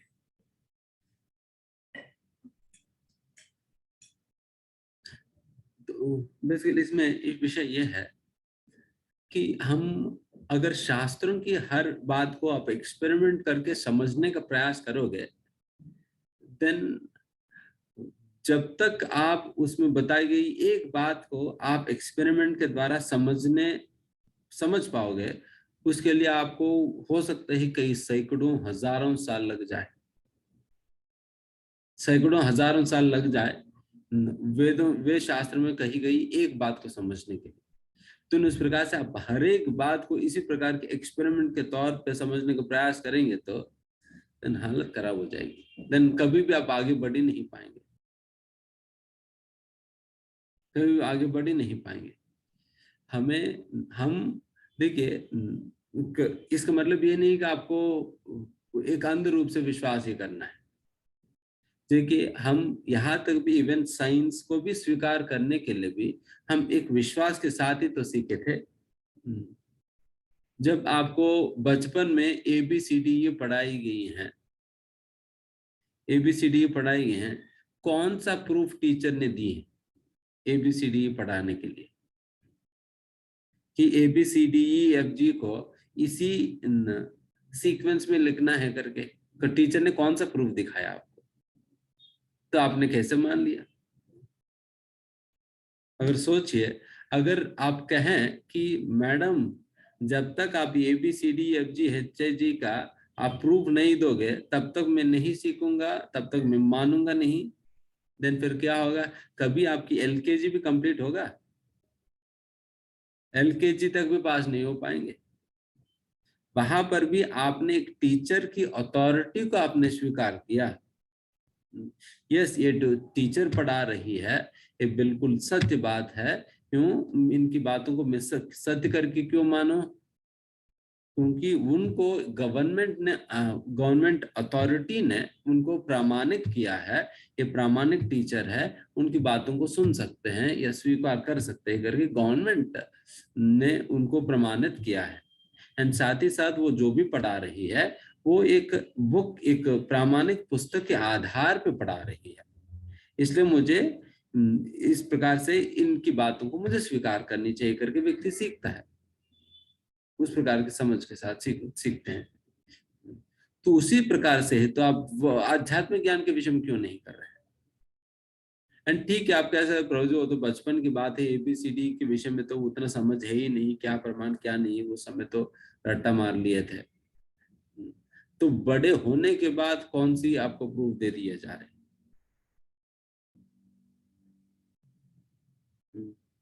उदाहरण के लिए हम भी इलेक्ट्रॉनिक्स इंजीनियर है, हम भी 25 साल पढ़ाई की है, बट कभी इलेक्ट्रॉन को दिखाई नहीं दिया हमने, हमारे प्रोफेसर ने कभी नहीं दिखाया हमें इलेक्ट्रॉन को। तो इंजीनियर तो बन गए बट इलेक्ट्रॉन को देखा ही नहीं। तो अगर प्रोफेसर से कहूं, देखिए प्रोफेसर साहब, जिस दिन आप मुझे इलेक्ट्रॉन दिखाओगे तभी मैं तुम्हारे क्लास में बैठूंगा, तब तक आप मरना तब भी नहीं बैठूंगा, मुझे कोई मतलब नहीं। देन क्या, अगर तुम्हें मर जाओ मुझे कोई मतलब नहीं है, मैं बाकी लोगों को पढ़ा लूंगा, तुम जाओ बाढ़ में। तो वहां पर मुझे अथॉरिटी को स्वीकार करना ही पड़ता है ना। एंड उसी प्रकार से साइंस के अंतर्गत भी कई ऐसा हाइपोथेसिस है, कई ऐसे पोस्टुलेट्स होते हैं जिसको लोग बिना प्रूफ का स्वीकार करते हैं, बिना प्रूफ का स्वीकार करते हैं, उसका कोई प्रमाण नहीं होता है, बट फिर भी एक अंडरस्टैंडिंग के साथ वो प्रपोज किया गया है कि ये सच हो सकता है। एंड फिर सत्य मानकर फिर आगे बढ़ते हैं, और फिर उनको आगे जाकर एक्सपेरिमेंट करने से अगर उनको लगता है कि डिजायर्ड रिजल्ट्स आ रहे, देन फिर लोग कहेंगे कि अच्छा ये सही है। तो इस प्रकार से साइंस के अंदर भी क्यों ना हो उस प्रकार की विश्वास रखा ही जाता है, अन्यथा होता ही नहीं। एंड दूसरी बात, एक तो ये अंडरस्टैंडिंग, एंड दूसरा सबसे पहला प्रमाण दे, अगर प्रमाण तो मैं तो दूंगा, बट समझने की क्षमता आपके पास है क्या? प्रमाण अगर मैं दे भी दूं, बट समझने की क्षमता भी तो आपके पास होनी चाहिए, तभी तो आप प्रमाण देने पे समझ पाओगे, नहीं तो फिर फायदा क्या हुआ? जैसे बचपन में शुरुआत में हमें सिखाया जाता है कि a+b² = a²b²2ab करके। उस समय पाइथागोरस थ्योरम की प्रूफ नहीं दिखाई जाता है, उस समय केवल फॉर्मूला दे दिया जाता है, ये फॉर्मूला है, रटा मार लीजिए। क्योंकि उस समय अगर मैं कहूँ मुझे पाइथागोरस थ्योरम को प्रूफ दिखाओ, फिर उसके बाद ही मैं इसे सीखूंगा, उसके बाद आगे बढ़ूंगा। देन फिर क्या होगा कि प्रूफ तो दे देंगे, बट मुझे समझने की क्षमता है ही नहीं, क्योंकि वो प्रूफ के विषय में 2-3 क्लास के बाद मुझे अगले कक्षा में मेरे अंदर उतना सामर्थ्य होगा उसको समझने के लिए, तब मुझे दी जाएगी प्रूफ। उसी प्रकार से प्रूफ तो हम दे सकते हैं, बट समझने की क्षमता है ही नहीं। एंड इसी के अंतर्गत एक और बात भी हम कहना चाहेंगे कि इफ यू वर टू, अगर एक व्यक्ति को मैथमेटिक्स की प्रमाण या प्रूफ वगैरह समझना है, देन उनको मैथमेटिक्स की नॉलेज चाहिए ना, तभी जाकर समझेगा। उसी प्रकार से अगर आध्यात्मिक क्षेत्र में आपको चीजें प्रूफ समझना है, देन आध्यात्मिकता की एक बेसिक नॉलेज तो आपको चाहिए, बेसिक नॉलेज आपको चाहिए, तभी जाकर आप समझ पाओगे। बेसिक नॉलेज स्वीकार करने पे ही आप रोक लगा देते हो। ABCD सीखने के लिए आप कहेंगे कि प्रमाण चाहिए, देन फिर बाढ़ में जाओ, क्या करेंगे?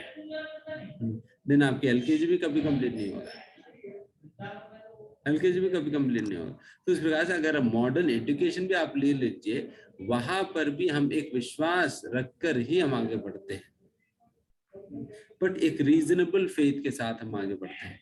उसी प्रकार से तो यहाँ पर शास्त्रों के साथ भी उसी प्रकार से है। एंड डेफिनेटली देखिए, शास्त्रों में कही गई हर एक बात बिल्कुल सच है, केवल अभी हमारा साइंस के पास इतना सामर्थ्य नहीं है कि उन सारे बातों को प्रूव करने की क्षमता नहीं है। प्रूव करने की क्षमता आज के समय पे हमारे टेक्नोलॉजी के पास नहीं है। तो इसलिए समझना, जैसे उदाहरण अगर साइंस के अंतर्गत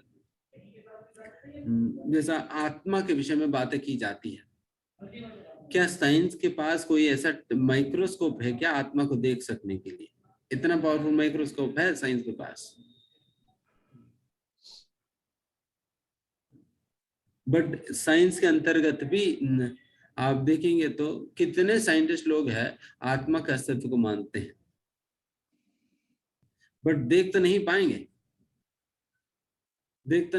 कोई माइक्रोस्कोप ही नहीं उस प्रकार से। तो साइंस की कमी है ना, माइक्रोस्कोप नहीं हो पाना। तो होंगे तो फिर दिखा देंगे हम भी, तो माइक्रोस्कोप लाइए तो फिर हम दिखा देंगे। तो इस प्रकार से जीसस क्राइस्ट इसलिए कहते हैं, one can understand the presence of seen with the help of unseen। जो दिख रहे हैं उसके आधार पर जो नहीं दिख रहे उसको हम समझ सकते हैं।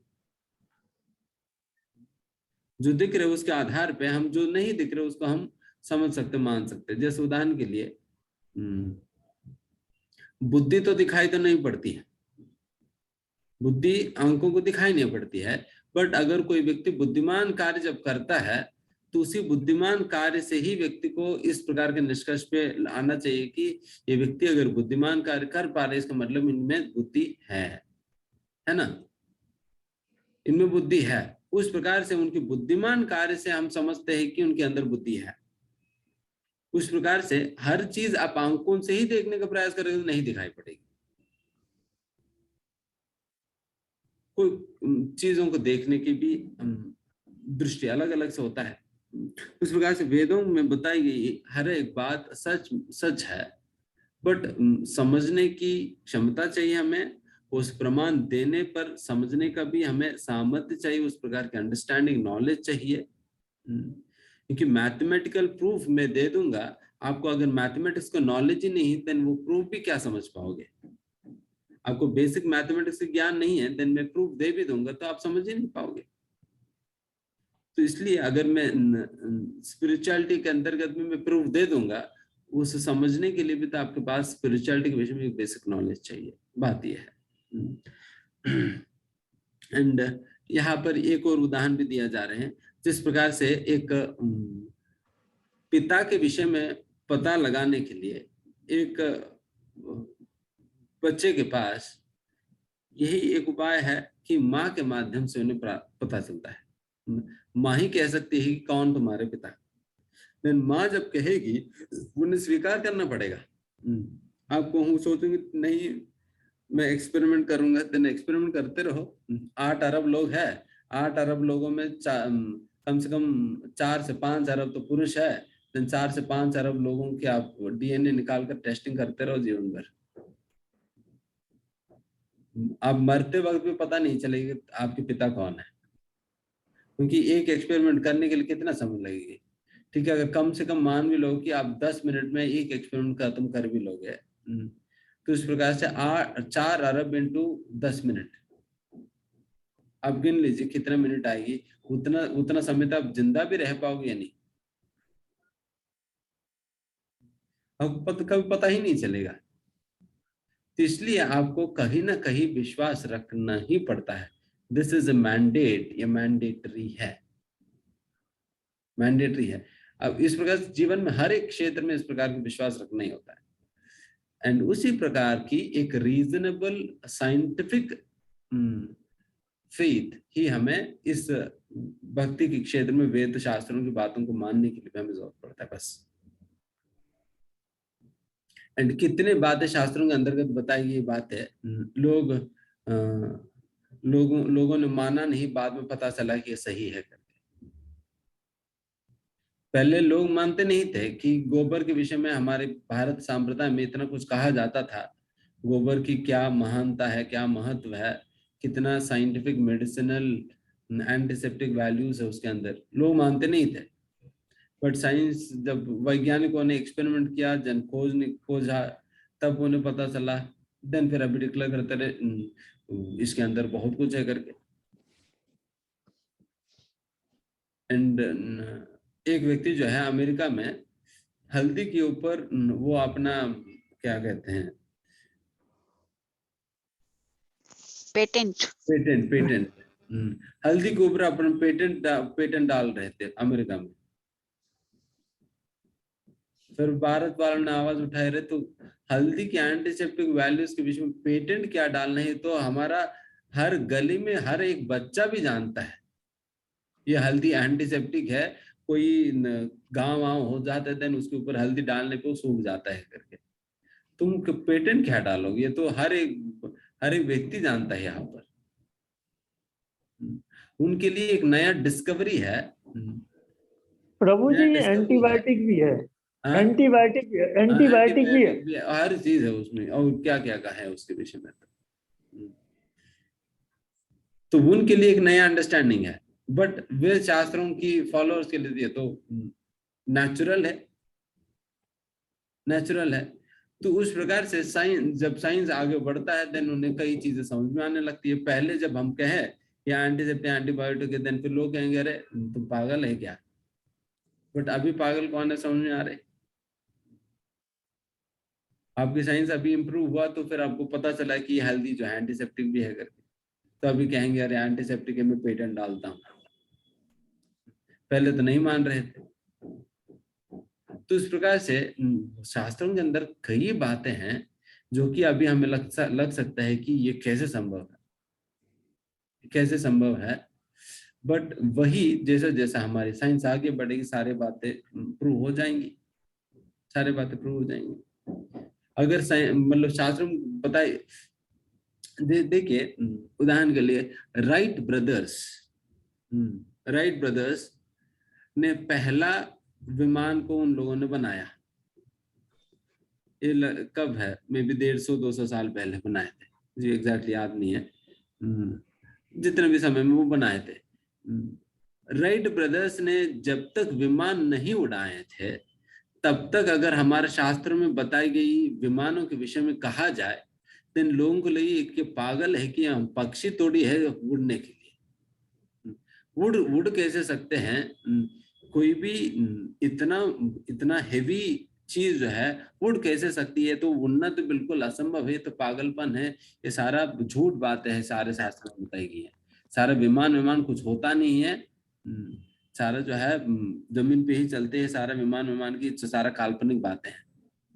बट जब राइट ब्रदर्स ने विमान की इन्वेंशन किया तब उन्होंने देखा कि कैसे इतना हेवी विमान को भी आप उड़ा सकते हैं, हेवी चीज को भी जब आप उड़ा सकते हैं, देन फिर पता चल रहा है अच्छा ये विमान बिल्कुल संभव है, एग्जिस्ट करती है करके। पहले तो लोगों को लग रहा था ये सारा झूठ है, देन अभी पता चल रही है सारा सच है करके। एंड जब पता चला सारा सत्य, दिन हमारे शास्त्र उठाकर ले जाके फिर सभी लोग रिसर्च करने लगे। अरे आपके विमान शास्त्र में कई प्रकार के विमान के विषय में लिखा गए हैं, क्या क्या लिखा गया दिखाइए करके। पहले नहीं मान रहे थे, पहले तुम ही तो कह रहे थे कि सारा झूठ है, कल्पना है, बट अभी क्यों उठाकर ले जा रहे हो। तो इस प्रकार से it is the our science fall short in understanding the greatness of our scriptures, our value of our scriptures, the scientific basis of our scriptures. हमारा साइंस की कमी है कि हम वो अभी इतना डेवलप नहीं है कि शास्त्रों को समझ सके सारी बातों को। बट जैसे जैसे साइंस इवॉल्व होगी एक एक बात समझ में आता रहेगी साइंटिफिक प्रूफ के साथ। बट आप हर चीज को साइंटिफिकली समझ भी नहीं पाओगे, क्योंकि शास्त्रों के अंतर्गत कई ऐसे बातें चर्चा किया जाता है जिसके विषय में आप एक्सपेरिमेंट करना ही असंभव है। जैसे उदाहरण के लिए भगवत धाम के विषय में चर्चा किया जाता है, कौन सा वीडियो कैमरा सीसीटीवी लगाकर आप भगवत धाम की शूटिंग करके आप समझ पाओगे वहां पर चल क्या रहे करके? अब पहुंच ही नहीं पाओगे, आप इस ब्रह्मांड से ही निकल नहीं पा रहे हैं, तो इन अनंत कोटि ब्रह्मांडों के परे जो भगवान की सृष्टि है वहां का है, इससे पहुंचकर वहां पर कौन सा कैमरा लगा देंगे हम? एक सोलर सिस्टम के अंतर्गत एक ग्रह से दूसरे ग्रह तक भी आज तक हम पहुंच नहीं पाए सही प्रकार से। तो उस प्रकार से आप सोलर सिस्टम के बाहर, ब्रह्मांड के बाहर, फिर अनंत कोटि ब्रह्मांडों को पार करके, सारा 8 आवरणों को पार करके हम कैसे पहुंच पाएंगे? कौन सा एक्सपेरिमेंट के द्वारा आप पता लगा पाएंगे भगवत धाम में चल क्या रहे हैं? तो इसलिए अल्टीमेटली आपको शास्त्रों के माध्यम से एक्सेप्ट करना पड़ेगा। स्पिरिचुअल वर्ल्ड के विषय में आपको कोई और साइंटिफिकली आपको पता ही नहीं जा सकता या प्रूव नहीं किया जा सकता, वो कभी संभव नहीं है, उसको आपको स्वीकार करना ही पड़ेगा आचार्यों की बातों के आधार पर, अन्यथा कोई मार्ग ही नहीं है। तो उस प्रकार से स्पिरिचुअलिटी, स्पिरिट के विषय में जब बातें की जाती है, जब व्यक्ति स्पिरिट को आइडेंटिफाई ही नहीं कर सकते, किसी भी प्रकार की भौतिक चीजों से आप पकड़ ही नहीं सकते हो, तो फिर उसके साथ एक्सपेरिमेंट भी क्या कर सकते हो? आप अपने लैब में एक्सपेरिमेंट क्या कर सकते हो स्पिरिट के साथ? तो इसलिए आपको उसके नेचर के विषय में कैसे पता चलेगा? अल्टीमेटली आपको शास्त्रों की बातों को ही स्वीकार करना पड़ेगा। स्पिरिट के विषय में समझना है तो शास्त्रों की बातों को स्वीकार करना पड़ेगा, बिकॉज आप अपना मटेरियलिस्टिक वे में आप समझ ही नहीं पाओगे, बिकॉज वो आपकी पकड़ में ही नहीं आएगी अभी। तो इस प्रकार से ये सारे बातें हम इसलिए बता रहे हैं क्योंकि लोगों को ये लगता है कि शास्त्र सारा कल्पना है, सारा झूठ है, वैसा वैसा है करके, बट ऐसा नहीं है। ऐसा नहीं है, ये हमारा बुद्धि की कमी है। अगर हम इस प्रकार से कहें तो हमें जिस प्रकार से हम अपने माँ पे विश्वास करके हम अपने पिता को स्वीकार करते हैं, उसी प्रकार से वेद श्रुति शास्त्रों के रूप में हमारी जो माँ है उनके ऊपर विश्वास करते हुए हमें भगवान को स्वीकार करनी चाहिए जो हमारी असली पिता है। ठीक है, फिर यहाँ पर हम समाप्त करेंगे। किसी कोई प्रश्न है तो आप पूछ सकते हैं। हरे कृष्ण। तो बहुत बहुत धन्यवाद प्रभु जी, इतने इम्पोर्टेंट पॉइंट्स को, इतने इम्पोर्टेंट टॉपिक को इतना अच्छे से एक्सप्लेन करने के लिए। तो डिवोटीज का आज के टॉपिक से रिलेटेड कोई भी अगर प्रश्न है तो आप हैंड रेज कर सकते हैं, प्रश्न पूछ सकते हैं प्रभु जी से।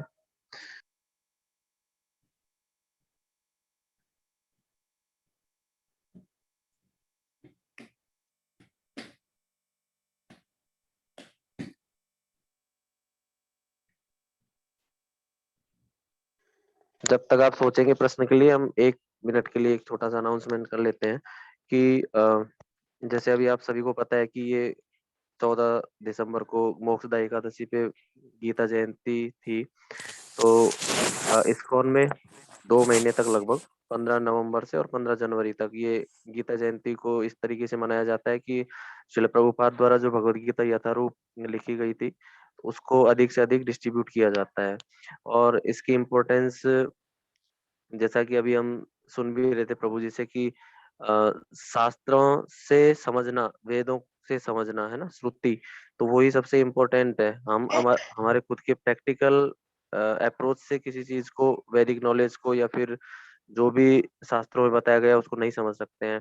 तो वो सबको समझने के लिए भगवत गीता को वैदिक नॉलेज का एसेंस माना जाता है। तो ये ज्ञान हमको खुद भी लेना है और अधिक से अधिक लोगों के पास भी पहुंचाना है भगवत गीता यथारूप को। तो इसके लिए आप ये कर सकते हैं कि जैसे अपने खुद के लिए लीजिए, अपने फैमिली रिलेटिव्स को दीजिए, एंड उसके अलावा अपनी सोसाइटी में आप पॉसिबिलिटीज देखिए, और आपसे जिनकी भी बात होती है, जो भी प्रभु जी आपको कॉल करते हैं, आप उनको बता सकते हैं वहाँ पे पॉसिबिलिटीज। तो हम लोग फिर वहाँ पे संकीर्तन करते हुए भगवत गीता डिस्ट्रीब्यूशन का प्लान कर सकते हैं। तो एक ऑप्शन ये है। एंड दूसरा ऑप्शन ये है कि अगर आपके लिए पॉसिबल नहीं है 1-to-1 डिस्ट्रीब्यूशन करने जाने के लिए, डिवोटीज रोज इवनिंग में जाते हैं भगवत गीता डिस्ट्रीब्यूट करने के लिए, तो आप उनको ज्वाइन कर सकते हैं। यदि आपके पास वो ऑप्शन नहीं है, मतलब आपके पास, आपके लिए पॉसिबल नहीं है, तो एक ये है कि हम डिवोटीज को सपोर्ट कर सकते हैं, मंदिर को सपोर्ट कर सकते हैं, ताकि जो गरीब लोग हैं, जैसे जेलों में, अनाथालय, वृद्धाश्रम हो गए, इन सब में भी मंदिर की तरफ से भक्त जाके और वहां पे भगवद गीता उन लोगों को डिस्ट्रीब्यूट करते हैं।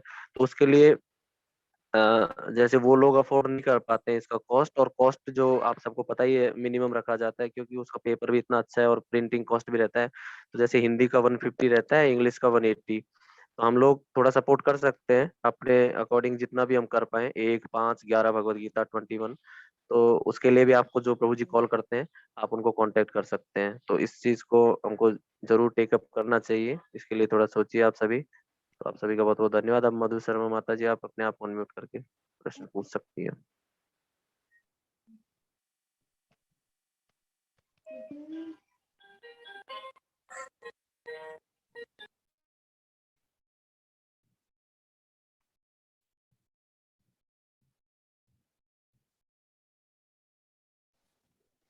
यस माता जी, you may ask your Yes, sir. Question. Yes. Hare Krishna प्रभु जी। हरे प्रभु जी, जब हम इसकी बात कर रहे थे, हमारे 4 जो इंद्रियां हैं, इसमें जब कान की बात आ रही थी, तो उसमें आपने हमें बताया कि एक वो डॉग विसल होती है, जो कि ऐसा होता है कि उसकी आवाज वो ही सुन सकते हैं, हम लोग नहीं सुन सकते, हाँ हाँ है ना? लेकिन एक दूसरा पक्ष भी आता है, जो कि वास्तव में काफी कई बार बहुत हमारे लिए बड़ा कष्टदायक भी हो जाता है और बड़ा विचलित भी करता है कि कई बार ऐसा भी होता है कि हमारे जो सुनने की क्षमता है, उसकी रेंज में ऐसी चीजें आ जाती है जो हम नहीं भी सुनना चाहते, तब भी हमें सुनाई पड़ जाती हैं। उसका क्या उपाय है?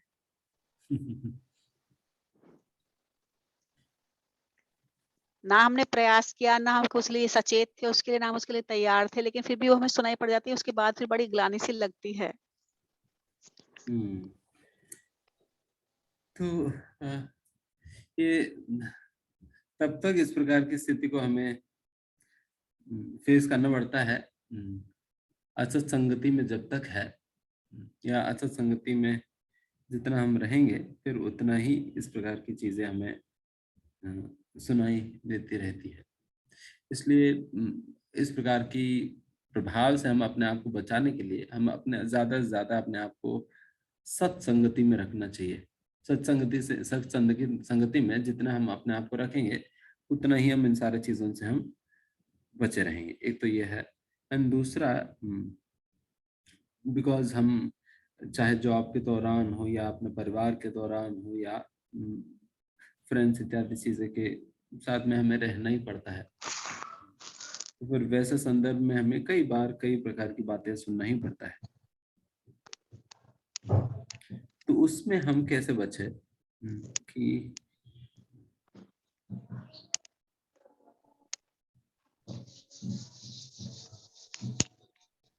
बेसिकली इसमें जैसा जैसा हम अपने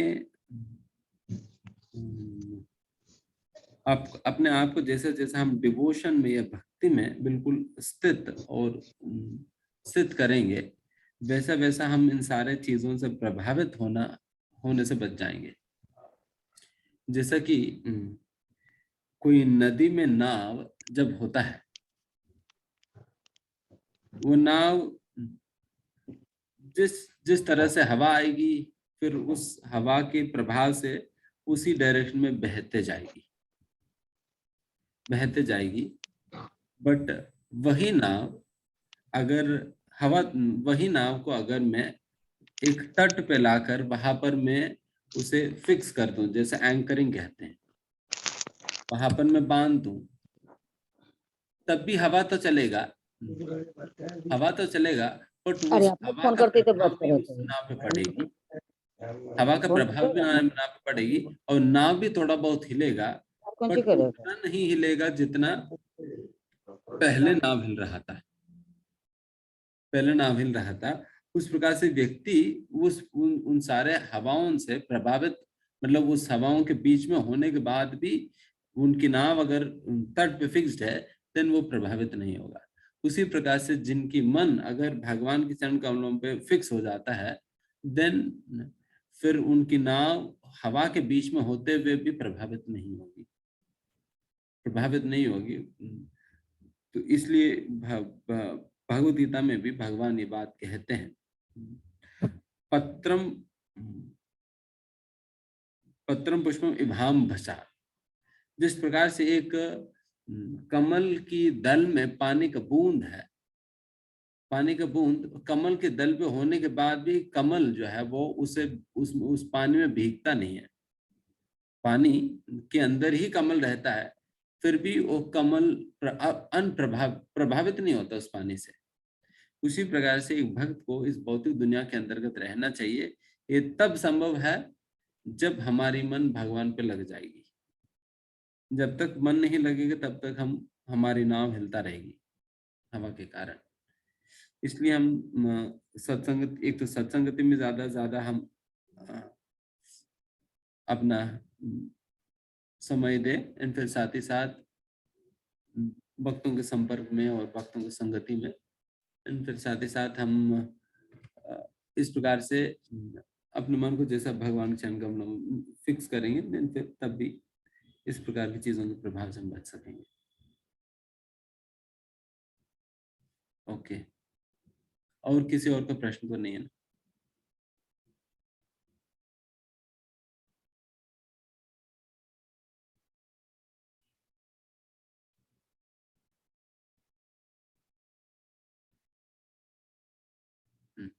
नहीं प्रभु जी, और किसी का नहीं है। तो बहुत बहुत धन्यवाद प्रभु जी। अभी हम प्रभु जी का धन्यवाद करते हुए एक बार हरे कृष्ण महामंत्र का जप करते हैं। हरे कृष्णा कृष्णा कृष्णा हरे हरे, हरे राम राम राम हरे हरे। आप सभी भक्तों का बहुत बहुत धन्यवाद। अगले वीक फिर से मिलेंगे इसी समय पे, और आप भगवत गीता डिस्ट्रीब्यूशन पे थोड़ा फोकस कीजिएगा जो हमने बात की अभी। और thank you everyone. Jagat Guru Srila Prabhupada की जय। जय वेदांत चैतन्य प्रभु जी की जय। अनंत कोटि वैष्णव वृंद की जय। जय।